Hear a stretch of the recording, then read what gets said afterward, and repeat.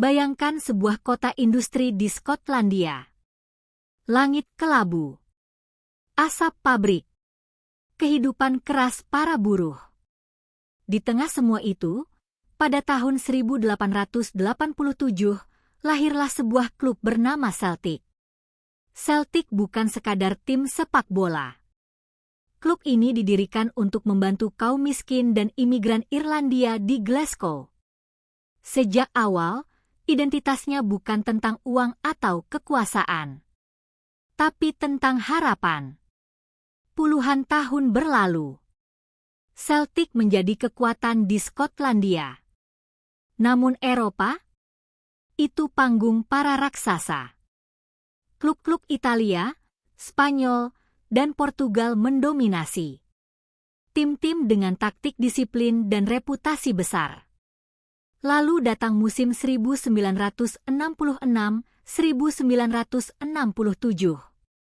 Di bawah pelatih visioner Jock Stein, Celtic membentuk sesuatu yang berbeda.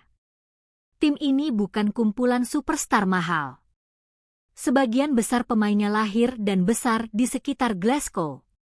Mereka adalah anak-anak lokal yang tumbuh dengan mimpi mengenakan seragam hijau putih.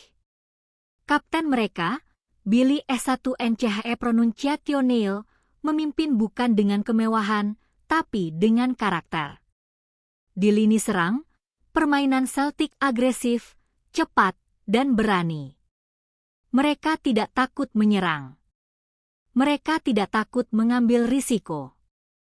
Musim itu terasa istimewa. Celtic menyapu bersih kompetisi domestik. Tapi tantangan terbesar menunggu di Eropa. 25 Mei 1967. Lisbon, Portugal. Di final Piala Champions Eropa, Celtic menghadapi Inter Milan. Tim Italia itu terkenal dengan taktik bertahan yang hampir tak tertembus. Mereka adalah simbol disiplin dan kekuatan strategi. Pertandingan dimulai. Inter unggul lebih dulu melalui penalti. Banyak yang mengira kisah Celtic akan berhenti di sana.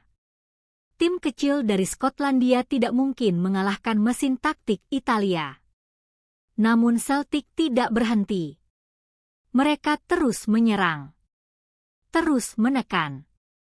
Terus percaya. Gol penyama datang dari Tommy Gemmell. Stadion bergemuruh. Harapan menyala kembali. Tapi Celtic belum puas. Mereka ingin lebih dari sekadar bertahan. Beberapa menit sebelum akhir laga, Steve Chalmers mencetak gol kedua. Skor berubah menjadi 2-1. Ketika peluit akhir berbunyi, sejarah tercipta. Celtic menjadi klub Inggris pertama yang menjuarai Piala Champions Eropa. Billy S1NCHE Pronunciationale mengangkat trofi di langit Lisbon. Momen itu membekukan waktu. Anak-anak lokal dari Glasgow berdiri di puncak Eropa. Dunia menyaksikan bagaimana keberanian mengalahkan ketakutan dan identitas mengalahkan kekuasaan.